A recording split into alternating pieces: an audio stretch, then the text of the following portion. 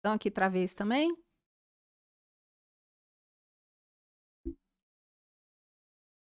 Agora com som, porque eu tirei as gueri-gueri daqui, então estamos com o som de volta, tudo de volta. Enquanto vocês vão chegando, vou contar como é que nós fizemos o improviso aqui, que eu achei demais, demais. Em determinado momento, eu pensei, para facilitar a questão, em usar uma balancinha. Só que tudo que a gente vai arrumar de última hora não é fácil e você não acha uma balança tradicional daquelas com peso, né? Então, nós estamos com um brinquedinho aqui novo, diferente, que eu espero que ajude a simplificar o entendimento. Vocês vão me dando feedback aqui se realmente está valendo os exemplos, a didática. Por quê? De modo geral, esse é o conteúdo que eu vou trazer mais Medicaid. Mas eu vou evitar de usar o Medicaid porque é muito chato, né? Só a gente mesmo para aguentar isso. Mas a noção do que acontece, isso sim, eu quero passar com exatidão para que vocês entendam e possam cuidar de si, né? Vamos chegando, Carla, Ingrid, Rodrigo Barbieri, muito bem-vindo. Lala Souza, uma amiga, uma grande amiga. Gente, bem-vindos, viu? É muito bom estar aqui com vocês e está sendo uma oportunidade muito legal de toda semana o conversar e ouvir, né, as perguntas, as opiniões de várias pessoas.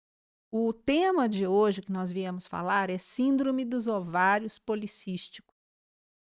E essa é um dos temas da nossa série Inflamação Crônica, porque a coisa não está só no ovário, aliás, não está absolutamente no ovário em geral. O que acontece é a consequência de todo um estilo de vida, de novo, parece que eu só tenho esse assunto, não há como fugir da questão da inflamação sistêmica que vai se manifestar em cada pessoa conforme aquele sistema, aquele órgão-alvo que ela tem ou aquela predisposição, né? Então não dá muito para fugir. É isso aí que nós temos, né? Eu vou deixar mais um minutinho para o pessoal ir entrando. Quem depois entrar, eu volto a fazer um resuminho assim, porque nós já estamos um pouco atrasados, já são 8h14, e é um assunto grandinho, né? Então, gente, uma outra coisa. Para facilitar, né? Eu vou estimular que vocês façam perguntas, mas eu vou precisar ficar dentro do assunto, porque eu já adoro falar. Então, se alguém. Eu estou aqui no ovário policístico. Se alguém falar lá de cefaleia, eu vou viajar na cefaleia e a gente vai perder o tempo precioso de falar sobre o tema principal. Qualquer sugestão, qualquer ideia que possa vir a ser conteúdo de outras lives, tá valendo, deixa aqui para mim, eu preparo com todo carinho, tá bom? Então tá, pessoal. Síndrome do ovário policístico. O que que é isso? Eu tive esse diagnóstico com 20 anos de idade, isso há muito tempo. Na época, isso estava sendo avaliado na medicina, né? À medida que vários exames de laboratório, qualidade dos exames de imagem melhorou e algumas autópsias, né? A autópsia é um exame que se faz da pessoa depois que ela morreu para descobrir do que ela morreu, geralmente. E aí, no meio das autópsias, nas mulheres, achavam um formato diferente no ovário, um tamanho diferente, ele todo parecendo uma esponjinha, com a textura diferente do que realmente é. E aí pensaram no que poderia ser a causa. Passados 30 anos agora de muitos trabalhos científicos sendo publicados, muito estudo, muitos testes, né, de quais os tratamentos possíveis, agora já se tem uma noção bem melhor do que é isso aí. Agora, existem duas visões. A visão cartesiana, que é a visão tradicional médica, ou seja, bom, se você tem um sintoma e eu tenho como tirar o seu sintoma, beleza, eu te dou um cala-boca, acabou o seu problema. E tem a visão integrativa, que busca a origem, como lidar com isso, trazer a pessoa para um estilo de vida normal, aproximando-se do natural. Esse método de estudo e de visão integrativa é o que me interessa.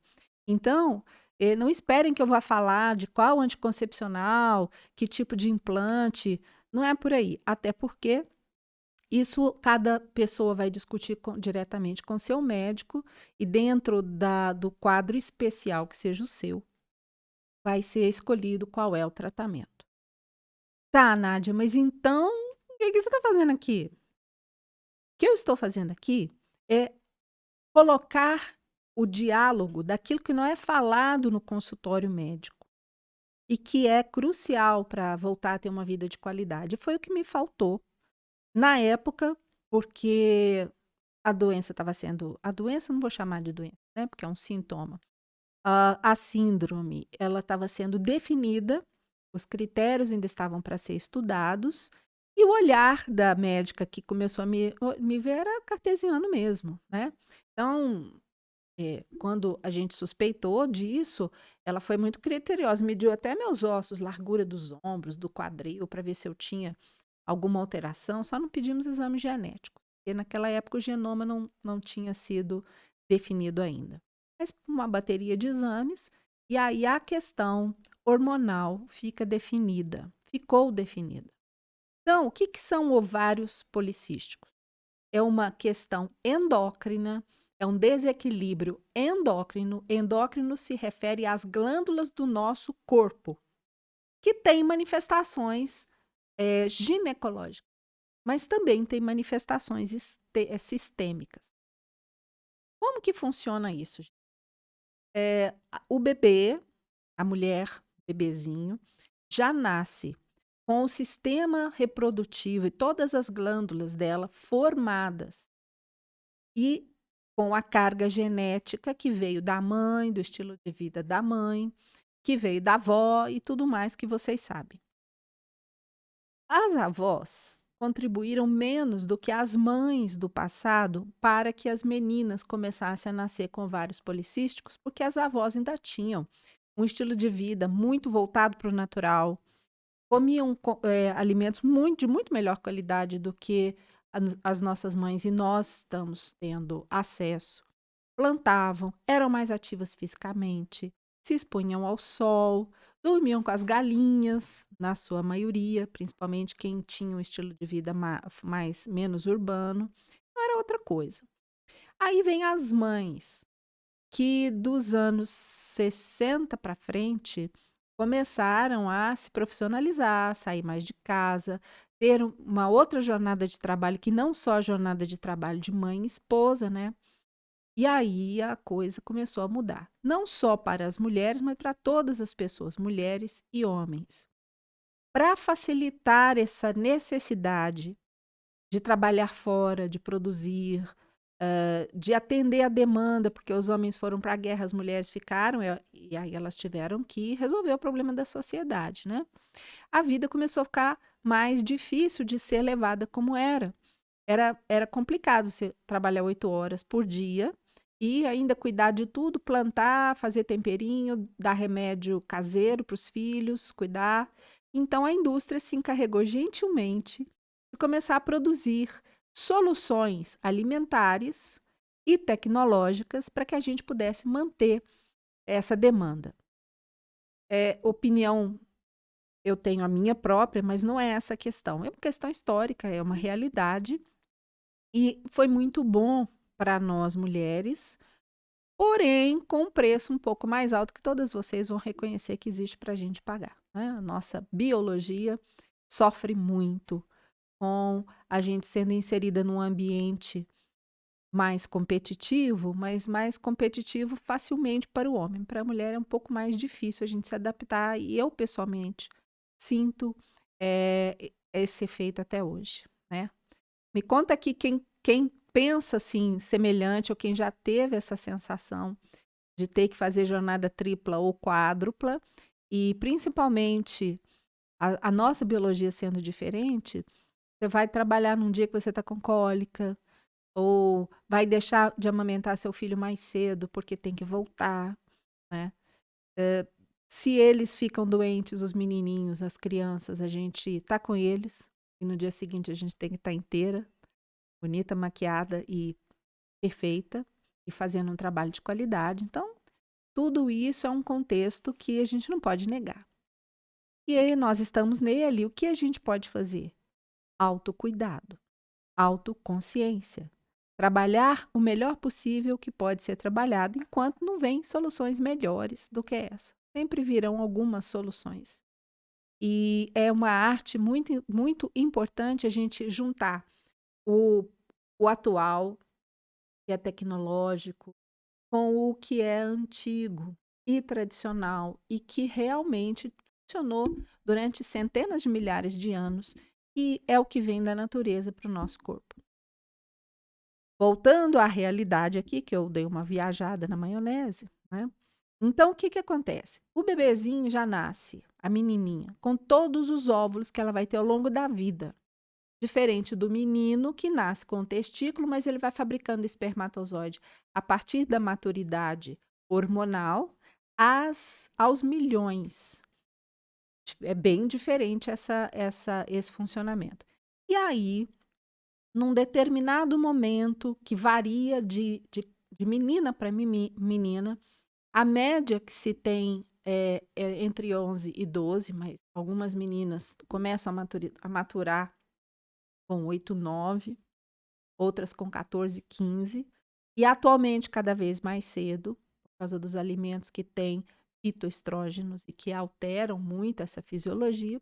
E no momento que o sistema se organiza, vem uma ordem das glândulas para que o ovário comece a produzir óvulos.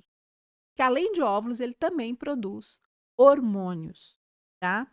Eu vou ser bem rápida nessa questão do funcionamento da fisiologia, porque olha aqui, gente, vocês imaginem isso aqui, ó.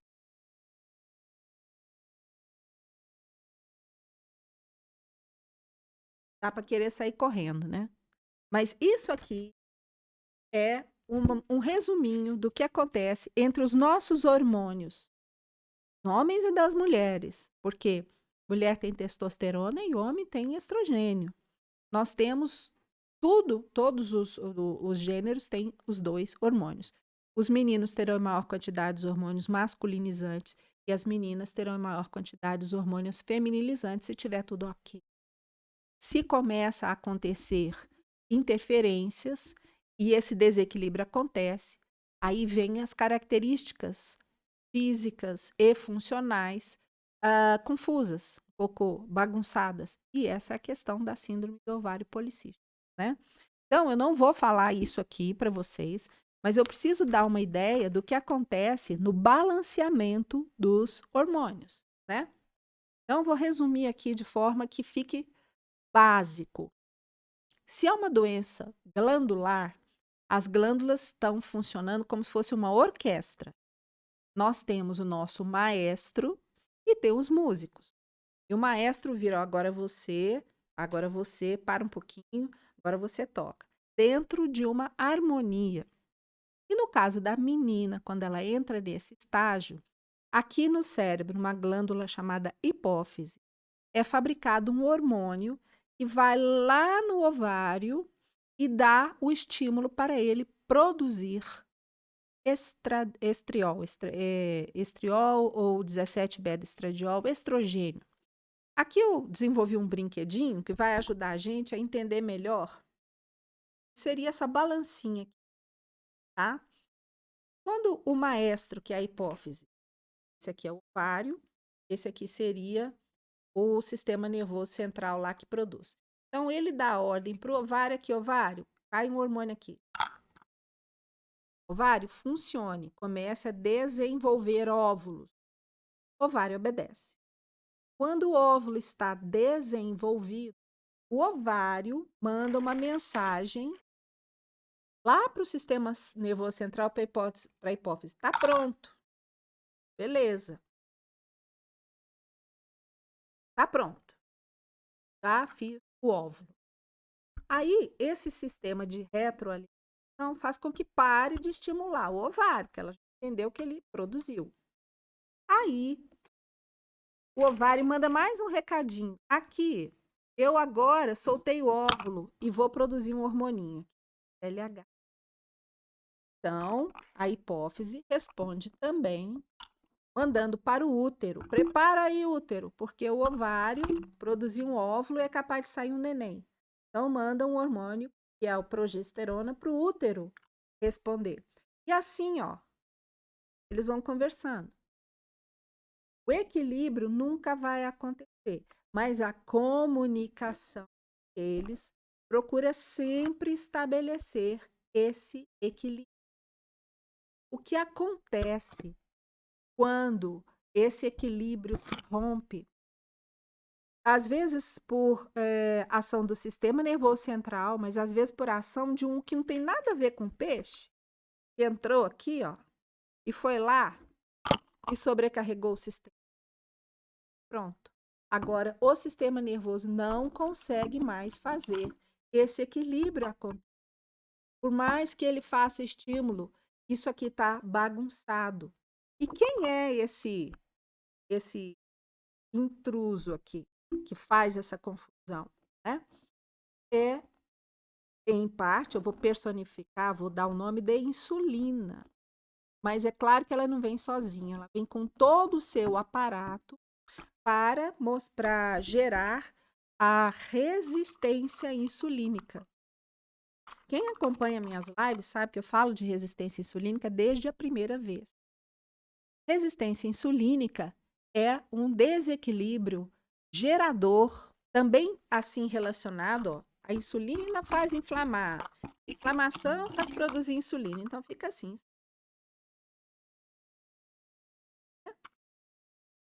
E a insulina é um hormônio que no homem pré-histórico, ela não era tão estimulada. Porque lá naquele ambiente nós tínhamos o quê? Carne de caça e a fruta que porventura encontrasse. E uma outra folha ou raiz que o homem descobrisse como não venenosa, que ele aproveitava lá, comia quando tivesse. Ele não plantava. E eles andavam muito nômades, então nem sempre eles iam ter esse tipo de alimento. Acontecia que os pré-históricos, eles passavam longos períodos em jejum absoluto, só com água, água que eles encontravam. Então, a insulina, ela vinha só em determinados momentos e sempre em quantidade muito baixa. Voltando à questão da evolução da indústria alimentícia, de 200 anos para cá, nós saímos da escassez de alimentos para a fartura de comidas. Eu vou ser bem específica do que é comida e do que é alimento. Por quê? Até 200 anos atrás, as famílias plantavam sua própria hortinha, cultivavam seus bichinhos lá e por ali os bichinhos eram abatidos, eles eram alimentados com o restinho da comida, com a lavagem, com bichinho, minhoca, o que fosse. Então, era outra qualidade, inclusive do animal que servia para fornecer a carne. Com a indústria alimentícia e a necessidade, né, de oferecer comida rápida, barata, de preferência, de preparo fácil, de absorção mais fácil ainda, foi gerada uma avalanche de fabricação de carboidratos. O que é carboidrato, gente? É tudo que vira glicose no nosso sangue de imediato. Então, uma fruta tem, porque na frutose dela tem açúcar, vira glicose no nosso sangue. O leite tem, na lactose do leite, vira açúcar no nosso sangue. O arroz tem? Tem. É um carboidrato mais complexo, mas a hora que quebra, vira o quê? Glicose no nosso sangue. Então, tudo que vira glicose no nosso sangue, a gente dá esse nome de carboidrato. E hoje, a oferta de carboidrato é muito grande, o preço do carboidrato é o menor, principalmente depois que nos últimos 40 anos, mais ou menos, a própria ciência condenou as gorduras como as grandes culpadas pelas doenças degenerativas, infarto e câncer. Hoje a gente entende que não é bem assim. Existem as gorduras naturais, que são extremamente benéficas, e são as mesmas gorduras que sempre existiram.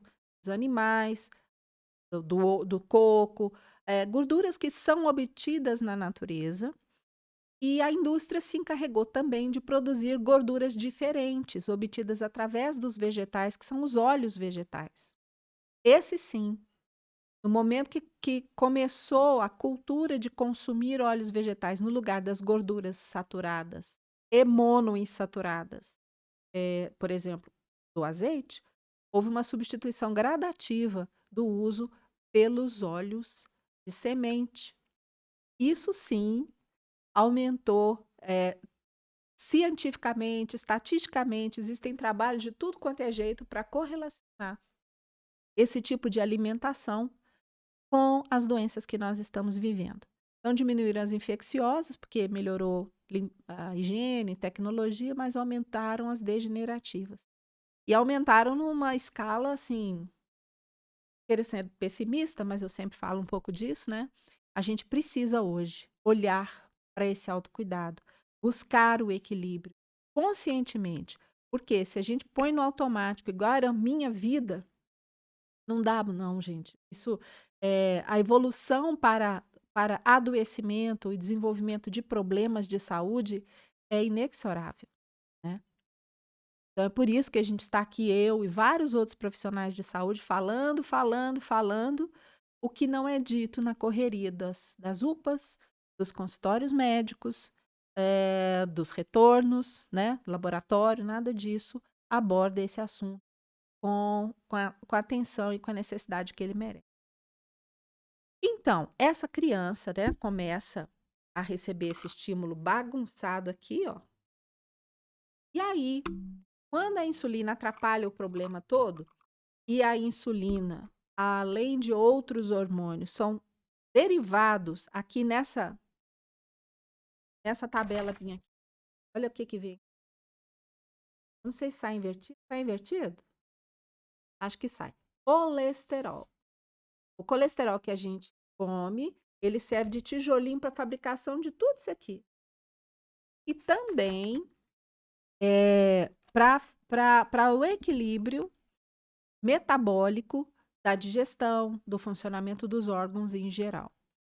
Quando a insulina, por consequência desse desequilíbrio, começa a subir demais, por consequência também da inflamação, ela consegue provocar no nosso sistema a formação de tecido gorduroso que não era para existir ali, principalmente em volta das alças intestinais e dos órgãos, a famosa gordura visceral. Não é essa gordurinha, é a gordurinha que tem lá dentro do tronco.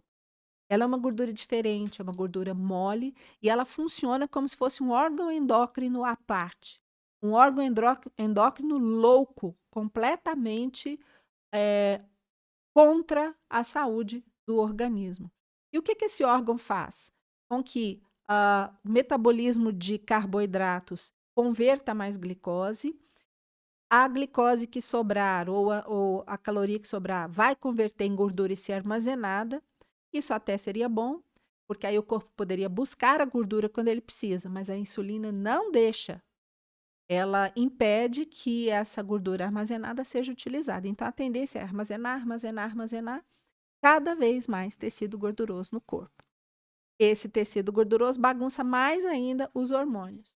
Então, qual é o quadro geral da menina que geralmente na adolescência já está desenvolvendo uma síndrome?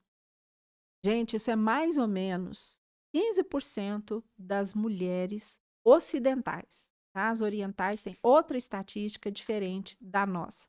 Nós estamos falando do nosso meio. Por que isso acontece? Não é que todo mundo não tem genética para fazer isso? Tem. Só que a epigenética, ou seja, o que você faz com que te acontece, é que determina se a síndrome vai se manifestar ou não. E então isso vem da avó, da mãe, a mãe mudou o estilo de vida, ensinou a filha que mudou mais ainda o seu estilo de vida, que vai passar para sua filha e a filha, e por aí vai. Então, se o sistema continuar se artificializando cada vez mais, nós vamos ter cada vez mais meninas com vários policísticos e outros problemas endócrinos, né? E aí, o que que consiste, o que que define os ovários policísticos? Ah, os cientistas foram estudar para entender o que que é isso, né? E com o advento do ultrassom, que é um exame que consegue ver o corpo lá dentro, além da tomografia e outros exames, em vivo ainda, foi visto que os ovários ficam diferentes. Como que é essa diferença? Tem um canetão aí para me emprestar? Acho que eu pus ele ali.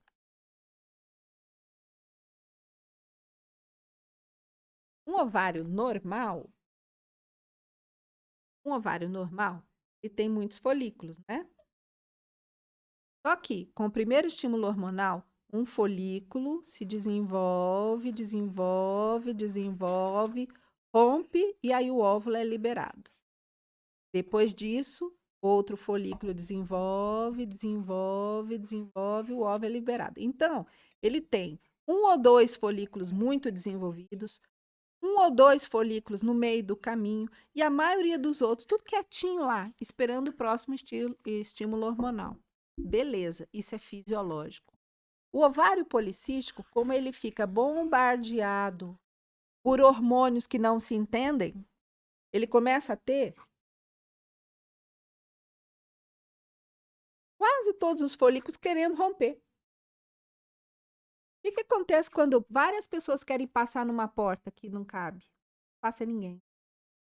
Então, isso é que acontece quando o estímulo hormonal é dissonante, bagunçado, não existe o sistema de retroalimentação, ao mesmo tempo que a hipófise está estimulando o ovário não sabe o que fazer com ele, está estimulando de volta, e aí fica acontecendo, ele fica com esse jeitão de esponja, com vários folículos querendo romper, mas nenhum chega ao momento de romper. E isso provoca o quê? Falta de ovulação. Falta de ovulação por esse mecanismo aqui, ó. Quando o ovário produz o ovinho dele, ele tem que preparar o útero para menstruar. Se ele não produziu, a ordem não chegou. Se a ordem não chegou, o útero não prepara. Se o útero não prepara, não menstrua. Ou então acontece num ritmo muito diferente do que é o natural. Qual é a média de tempo que esse ciclo demora, né? Estímulo para fazer o óvulo crescer, o óvulo rompe, o útero fabrica lá o endométrio, se prepara para receber o óvulo. Geralmente, 28 a 30 dias. Com essa confusão aqui, costuma acontecer ciclos nas adolescentes que ainda estão em fase de amadurecimento de 45 a 60 dias. Ou nas mulheres que já passaram da adolescência, mas que continuam com a manifestação, pelo menos acima de 35 dias. Esse era o meu caso. Eu me gabava falando, que delícia, hein? Eu menstruo aí 8 vezes por ano, quando muito. Achava isso uma vantagem. Mas quando vinha a menstruação, eu me arrependia de ter nascido. Por quê?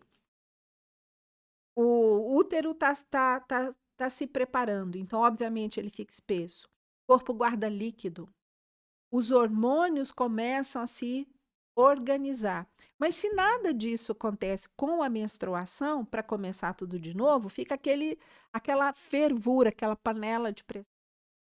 E o corpo, em estado de panela de pressão, ele vai desenvolver outras disfunções muito graves, do humor, da dor, as cólicas são muito mais intensas. E aí, assim, a retenção de líquido, o ganho de peso, isso gera indisposição, dificuldade de concentração. É como se você tivesse sempre em convalescência de uma doença, mas a convalescência não acaba, porque a doença não vai embora. Então, isso diminui muito a qualidade de vida das meninas e mulheres, né? Atualmente, existem, como eu disse, 2 tratamentos. O tratamento alopático tradicional e o tratamento da causa. Um ginecologista tradicional vai pegar uma moça, uma menina com síndrome do ovário policístico, vai fazer igual o mecânico. Quando você chega lá na oficina do mecânico, seu carro está vazando óleo, babando, fazendo barulho. Aí ele chega pro mecânico e fala assim: "Dá um jeito aí para mim, porque olha só". O mecânico fala: "Perfeitamente", vai lá e tira a chave, desliga o carro. Resolvi seu problema. Você não vai andar de carro, mas ele não faz mais barulho. Esse é o efeito que o simples tratamento anticoncepcional faz nas meninas e mulheres que são tratadas somente no tradicional. Para tudo ali, desliga os ovários no sentido deles não produzirem mais o próprio hormônio, desliga também o estímulo da hipófise e começa a haver um controle externo, químico, que vai fazer a menstruação acontecer sem ovulação. Os ovários ficam em estado de eles ficam dormentes, ficam quietos ali.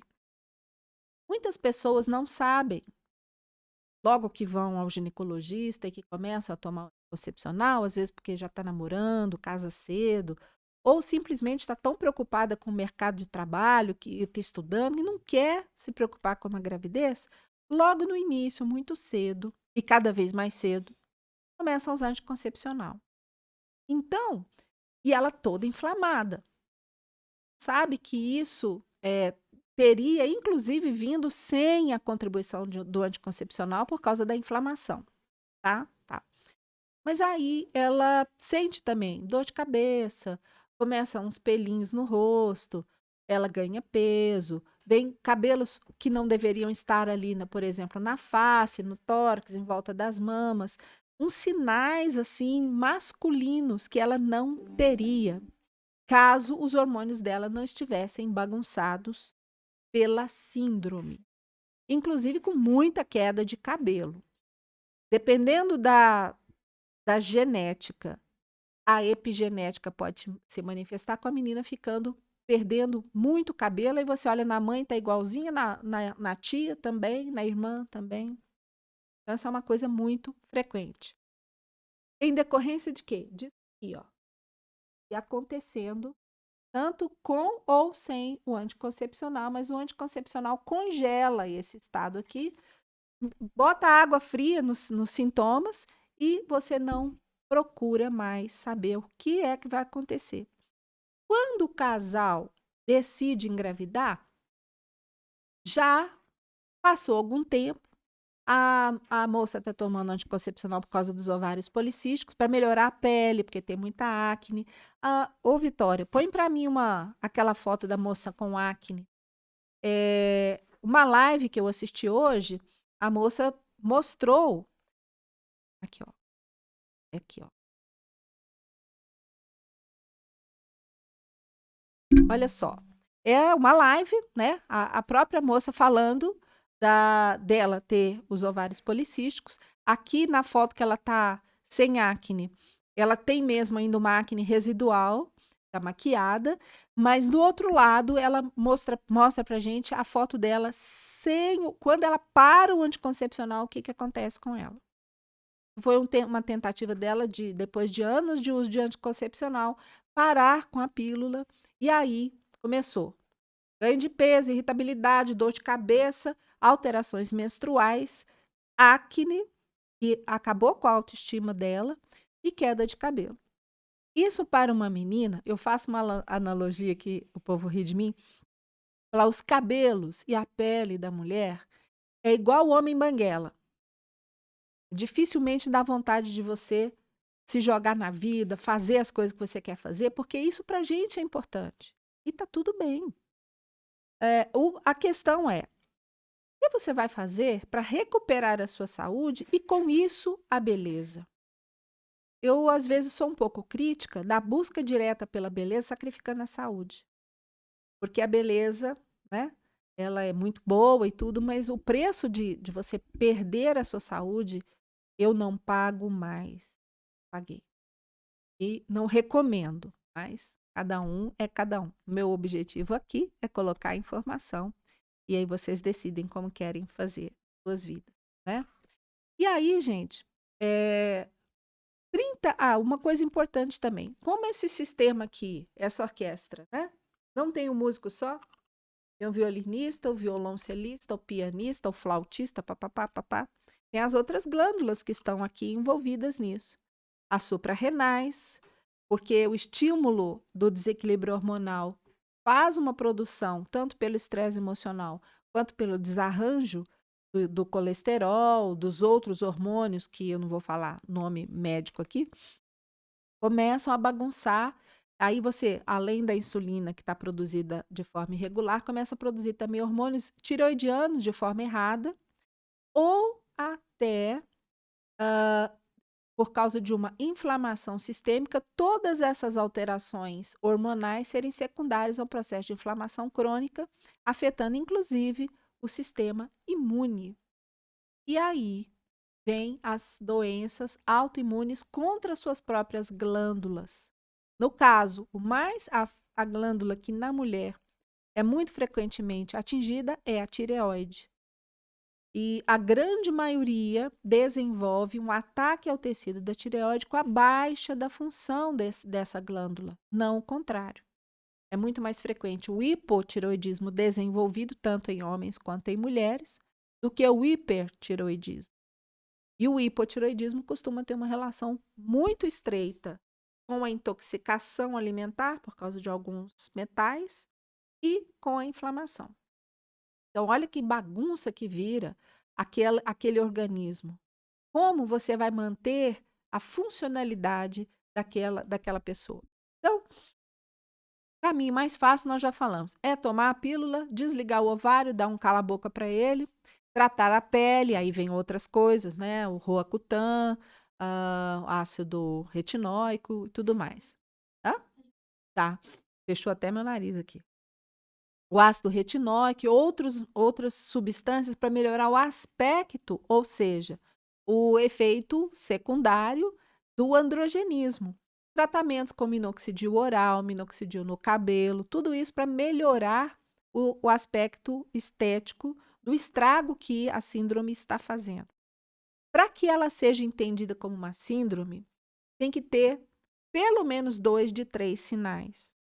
Os sinais de alteração androgênica na mulher, porque desequilibra os hormônios femininos e acontece uma predominância secundária de alguns hormônios masculinos, tornando inclusive essa mulher assim mais brava, mais competitiva, né?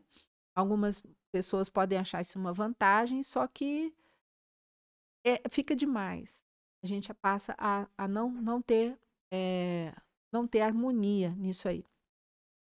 A falta da ovulação, com consequentemente suspensão dos ciclos menstruais. E qualquer outro? Qualquer outro? É aí que eu vou colar, viu, gente? Eu também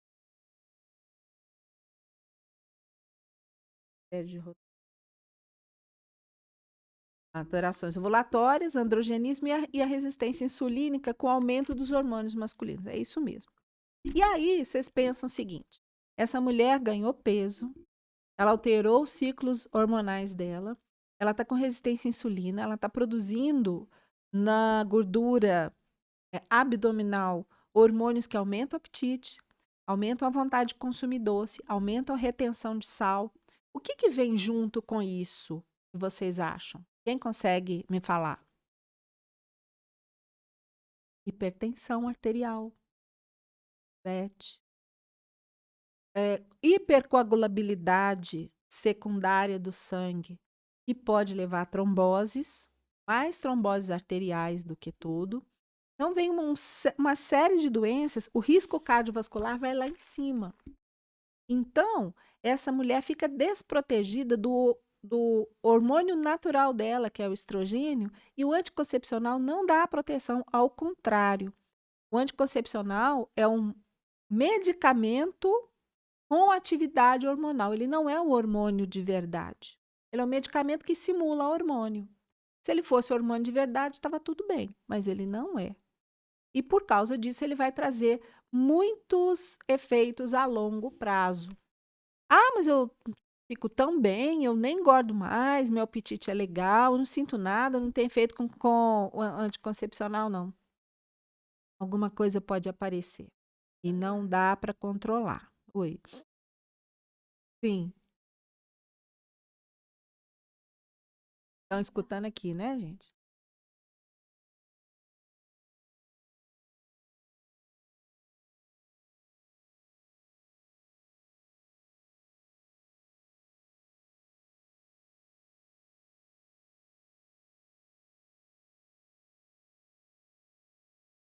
uma coisa que não é sua, né? Uhum.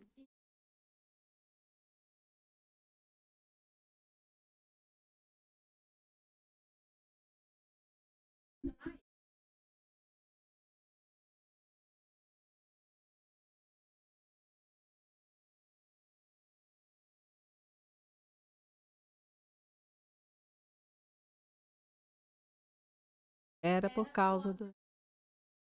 Olha pra vocês.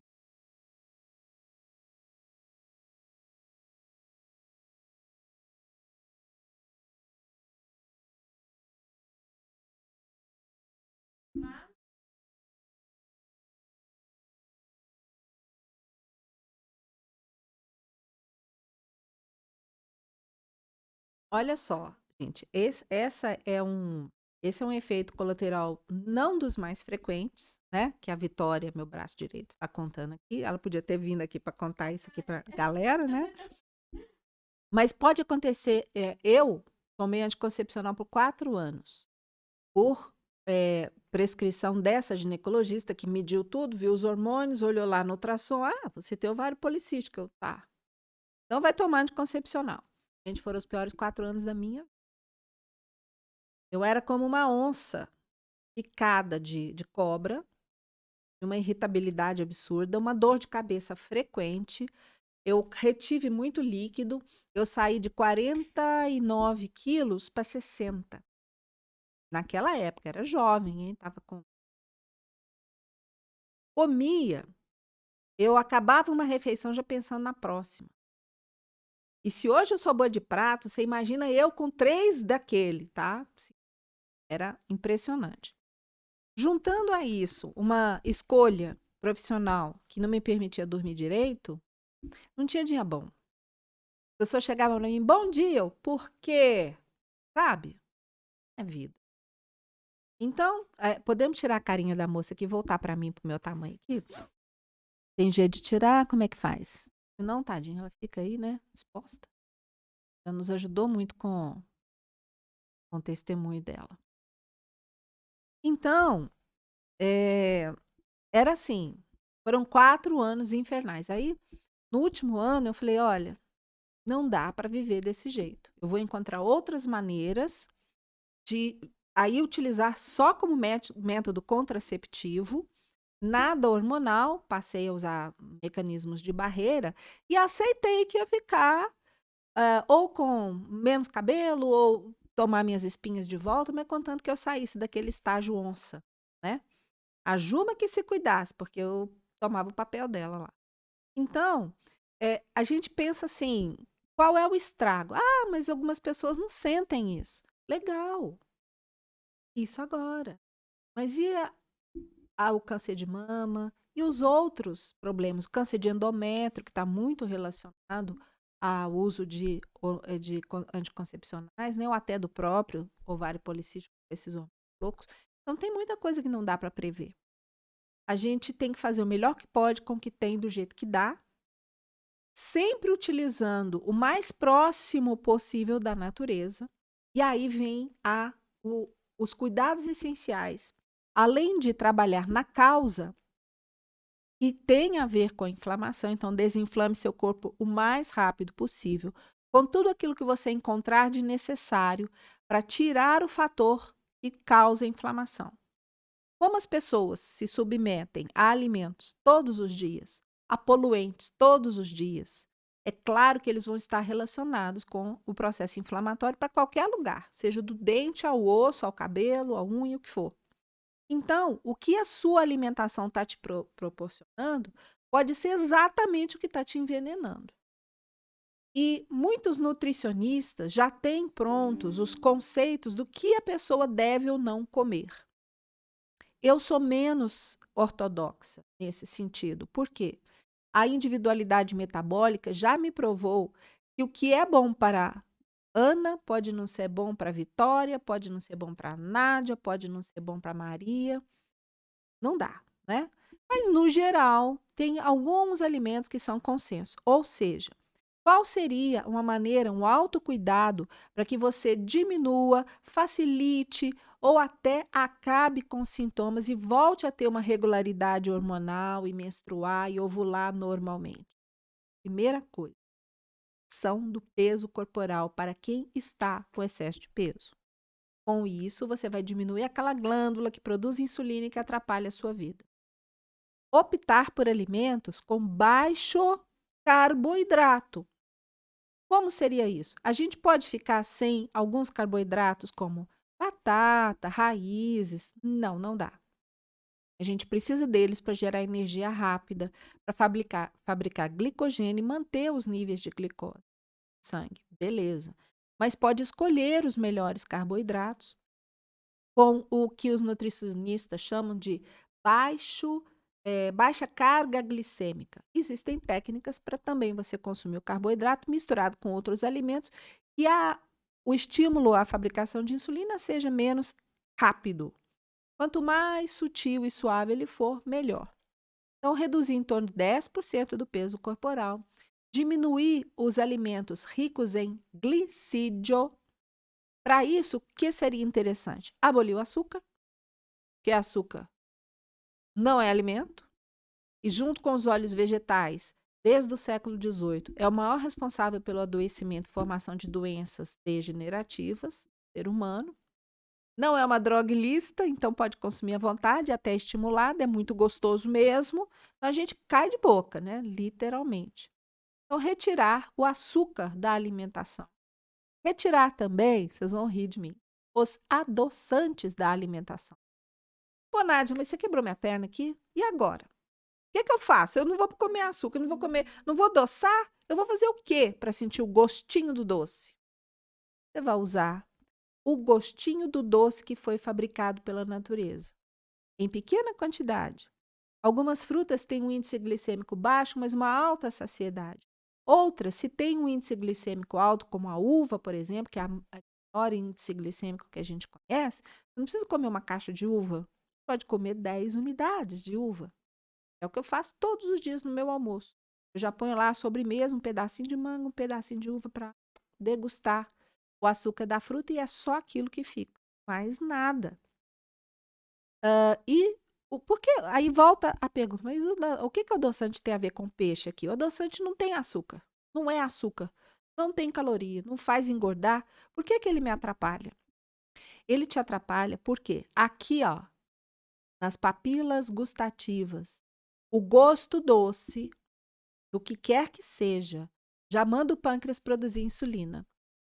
Então, o chicletinho diet que você está mastigando, achando que está fazendo vantagem, ele está fazendo você produzir insulina.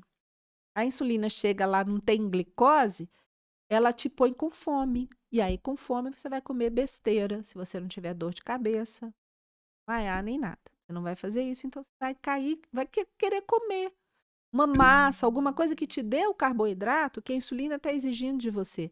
Tudo isso por causa de um estímulo provocado no corpo. Consumir gordura faz subir insulina? Faz o pâncreas secretar? Não. Consumir proteína? Também não. E aí vem a outra técnica para você diminuir a quantidade de carboidrato. Tem que comer carboidrato? Tem. Numa quantidade menor? Sim. Como é que você faz? Primeiro você vai na proteína e na gordura ou mistura. Você pode, por exemplo, optar por fazer, faço muito, já mostrei em lives, em stories, um omelete de banana, uma panqueca.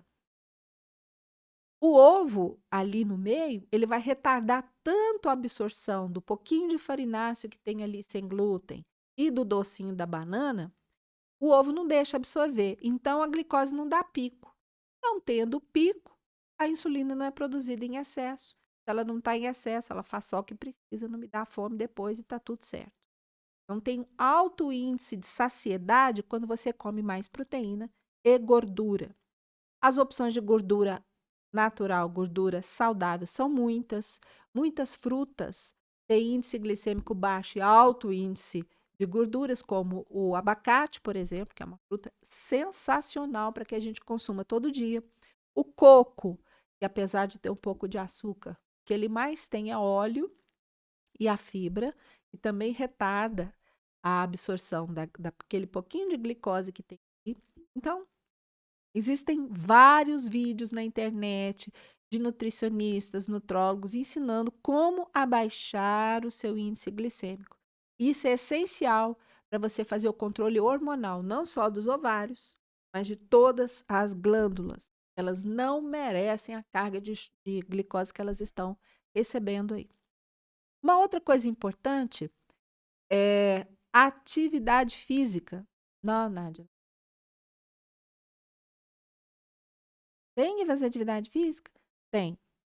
Muito pelo que a Vitória estava contando ali, que o anticoncepcional fazia ela ter crise de ansiedade, porque a atividade física, ela esgota as nossas, eu vou dar nome assim, genérico, não médico, esgota as nossas adrenalinas, aquelas que nós temos em excesso por causa do sedentarismo e do estresse, né?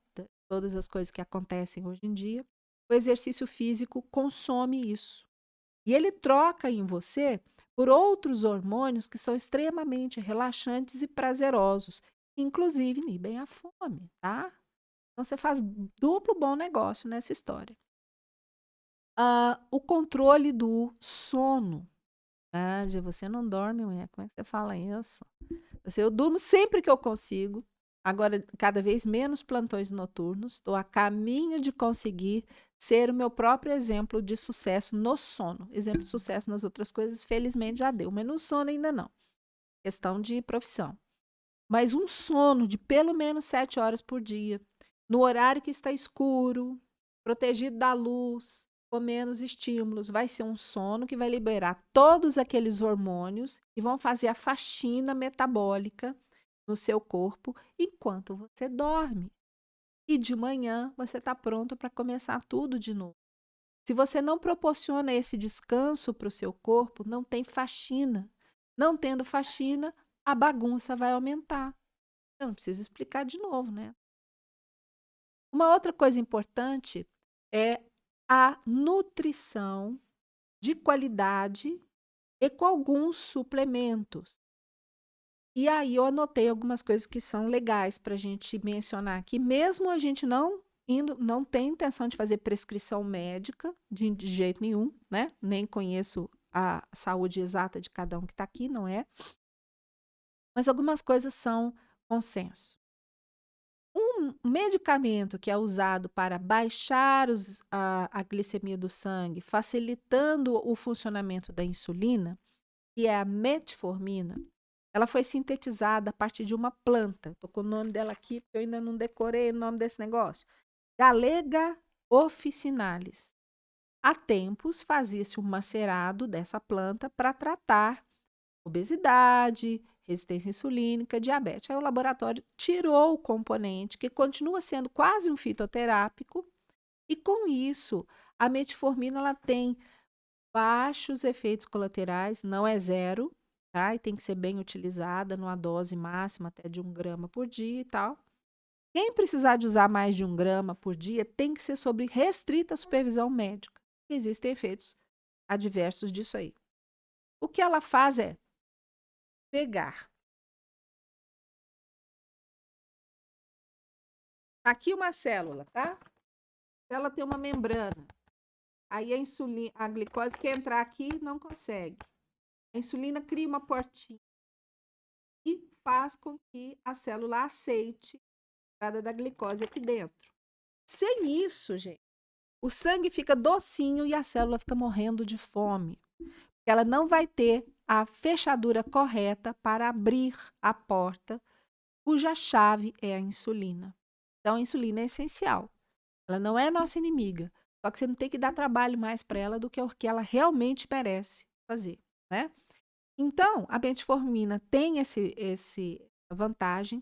Uma outra substância que nós falamos em lives anteriores, porque as minhas lives sempre vão bater na inflamação sistêmica, é o berberine. Ele tem um poder antioxidante muito importante e ele consegue fazer um efeito similar ao da metformina, com bem menos efeitos colaterais. O mioinositol, que é um suplemento, também faz um papel semelhante. Então, em medicina, quando a gente vai tratar alopático, a gente costuma dizer assim: Se eu tenho que ficar aumentando a dose, é melhor eu associar um outro de menor dose e aproveitar a sinergia, o que um ajuda o outro, no caso de medicamento, conseguir um efeito melhor do que eu intoxicar a pessoa com uma dose única de um medicamento. Então, esses três, eles podem ir sendo utilizados de leve, com aconselhamento médico, para que você consiga diminuir a resistência insulínica associada a tudo isso que nós falamos. Você achar o seu alimento correto, diminuir a intoxicação por metais, substâncias tóxicas, aqueles, aqueles que substituem os sais minerais, os sais que substituem o iodo no local, no lugar da fabricação do hormônio tiroidiano, que são o cloro, o flúor e o bromo, para que a sua tireoide funcione. Aí você não funciona o seu metabolismo mais corretamente. Que mais, gente? Isso. E aqueles outros famosos que estão em todas as minhas lives. Curcumina com piperina. Um novo que eu vou citar agora, que é o picnogenol. E o bom e velho NAC, N-acetilcisteína. O NAC é precursor no corpo da gente da cisteína e também facilita a formação de glutamina, que é um dos aminoácidos mais antioxidantes que a gente tem. Então, de quebra, você está controlando o seu desequilíbrio hormonal, melhorando o combate ao estresse oxidativo dos tecidos e melhorando o corpo como um todo. Outros minerais que são fundamentais nesse equilíbrio: o manganês, o cromo e o magnésio. Magnésio é um mineral que está envolvido em mais de 300 funções no corpo. Ele participa da atividade de várias enzimas e a baixa do magnésio começa a fazer uma cascata de enzimas que não funcionam. E aí você não sabe o que está acontecendo, que você está péssimo por causa de uma alimentação privada de magnésio. Olá, Adriana! A Adriana está sempre prestigiando aqui a Escola Bitmap.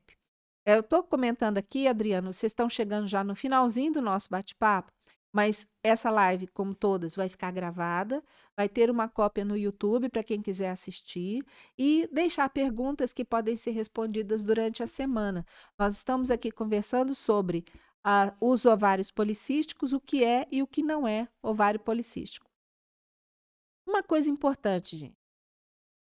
Ao longo de uma vida, a gente sabe que as alterações elas não são estáticas. O corpo tem um equilíbrio que a gente chama de homeodinâmico. Então, naquele momento lá dos 24 anos que eu parei com anticoncepcional, o ovário policístico ele não desapareceu, mas a maturidade hormonal vai vindo. Aí eu engravidei, aí tive meus filhos. E aí, depois do período, já no período de amamentação, a síndrome inflamatória mudou de roupagem, virou fibromialgia, como eu conto aqui sempre. Aí eu fui tomar antidepressivo, não sabia sobre esses detalhes de alimentação para controle da fibromialgia. Aí as doenças mudam de tamanho e de manifestação. Eu vou mostrar para vocês um negócio que eu não tenho muito orgulho, não, mas eu tenho que mostrar. Vamos botar aquela foto, a foto da minha aqui. Deixa eu ver onde que ela tá. Ué, ela não tá aqui comigo, ela tá com você, né, não?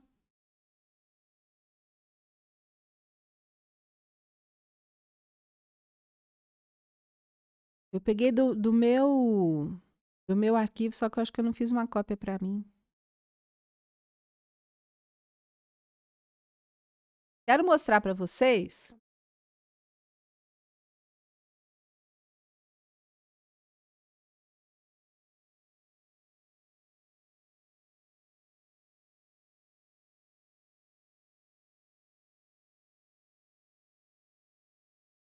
Olha só, gente. Aham. Isso aqui é a Nádia de 2015. Depois de já ter melhorado ou, né, tratado uma fibromialgia, nesse momento da minha vida, eu estava com resistência insulínica e ficando pré-diabética. tinha já tido 2 anos de hipertensão arterial, um estresse absurdo, né? Parecia uma bomba relógio. E isso tudo se manifestava retendo líquido e retendo tecido gorduroso, como vocês estão vendo aí na papada, no braço, na barriga, né? Deixa eu tirar isso daqui que eu não estou gostando de ver, não. Mas já deu para entender, né? Isso daqui é a evolução de uma síndrome inflamatória que não foi resolvida ao longo de uma vida. Primeiro ovário policístico, depois fibromialgia, depois resistência insulínica e pré-diabetes. A minha sorte é que eu passei a procurar os cuidados de qualidade de vida antes de ficar diabética. Porque depois que a diabetes se instala, aí o buraco é muito mais embaixo. Então, eu me parabenizo por ter encontrado uma solução para isso. Nessa época, estava com 75 quilos, hoje eu estou com 64, e mantendo um equilíbrio metabólico muito mais regular, né? Fazendo o quê? Vou tirar aqui, parar de compartilhar. Fazendo o quê? Comendo os alimentos que são compatíveis com a minha pessoa, utilizando a melhor água que eu encontro, porque os poluentes virão na água, principalmente o cloro, que é inimigo da tireoide, diminuindo o máximo possível, cada vez mais, o estresse físico e emocional, priorizando o máximo possível sono de qualidade e suplementando. Quem me vê quando tanto faz se eu almoço em casa como eu almoço no restaurante, onde for, a gente abre aquela fresqueirinha que eu trouxe no dia da semana passada, conversando com o que começa a sair lá, minoxidil, cromo GTF, vanádio, que é outra substância importante no controle da resistência insulínica, enzimas digestivas para melhorar a desbiose intestinal, além de escolher os alimentos que são compatíveis comigo naquele momento. Uai, mas como é que é o negócio? Naquele momento? Então, tem hora que você não está compatível com o mesmo alimento que antes era? É, exato. Nós somos homeodinâmicos.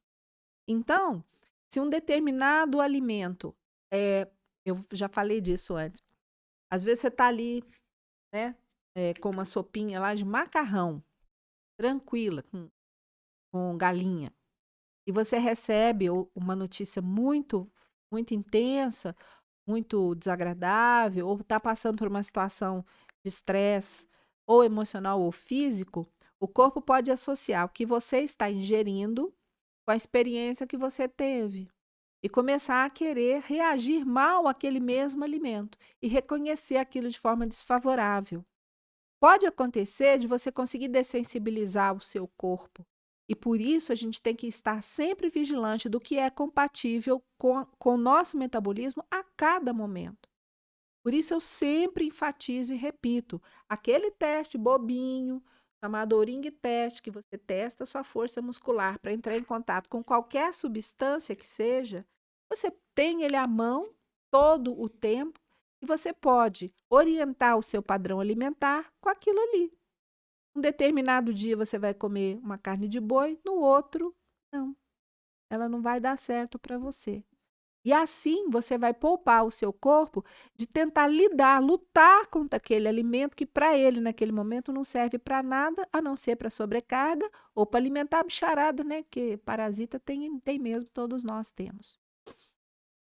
A questão dos parasitas, ela está muito relacionada à alimentação e ao processo inflamatório, que os parasitas, para se defender de nós, produzem toxinas neurotóxicas e tóxicas também para o sistema hormonal, glandular e imunológico. Esse vai ser imagino, o motivo de uma outra live completa, porque eu não posso só pincelar sobre a parasitose.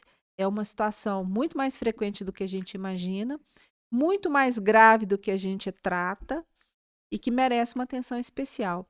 Já associaram a certos tipos de cânceres e certos tipos de psicoses, surtos psicóticos, esquizofrênicos e tudo mais, com a simples infestação por vermes. Sendo que eliminando aquele verme, você está tirando uma doença, um diagnóstico de doença que talvez você não entenda o que está acontecendo e está sendo tratado para aquilo. Um psiquiatra, por exemplo. Hoje já existe um ramo da psiquiatria que é a psiquiatria nutricional. Porque para você definir um diagnóstico, você precisa primeiro afastar as causas que estão provocando aquele sintoma que não são a doença. E as alterações comportamentais, como que a Vitória estava contando, né?